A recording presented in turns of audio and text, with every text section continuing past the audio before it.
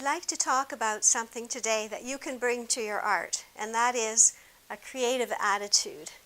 I have 5 points about this, and it's really important for beginners to start to grasp some of these points, but it's also good for anyone to review them at any point in your art career. Number 1, permission to play. This is something that you give to yourself. I find some adults step into a playful attitude more easily, but definitely worth aiming at. Number 2, another permission. Permission to practice.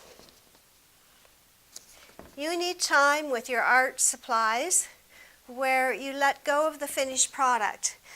Sometimes I watch artists be caught up into a trap of feeling that every time they get their good supplies out, if they don't frame it or sell it, they've wasted their time.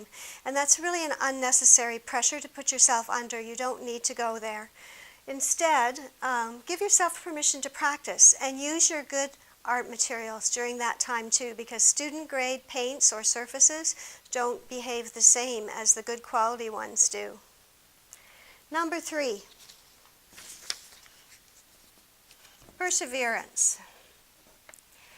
That refers to the fact that as well as times of joy with your art, there are going to be times of frustration or challenge. My theory is that anything worth learning to do well will always have those kind of challenges with it.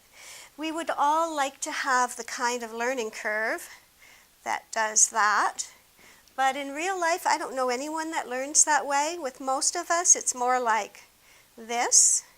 And for myself, I get a lot of what I think of as flatlining, where I feel like nothing's happening, but I just know from past experience that if I persevere, eventually I'll get where I want to go with my art.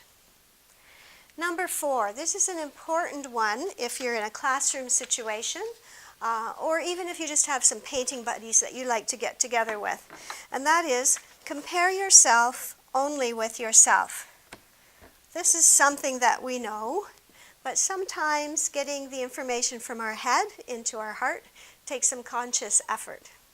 Number 5, the most important one I've saved till last. Anticipate joy. This is why we do art, or it becomes why we do art. I will see a beginner come into class who has a goal of, for example, they have a blank kitchen wall and they're hoping maybe they can get a painting to put up on there. There's nothing wrong with that as an initial goal, but what I delight to see happening with my students is when they realize the joy of the creative process itself. It's so refreshing, it's so good for you to be creative, and when they get into that, they lose the pressure of the end product as well, and just delight in the actual creating. So anticipate joy. These are the 5 points. I hope you find that useful, and I hope it encourages you to get those paints out and have some fun.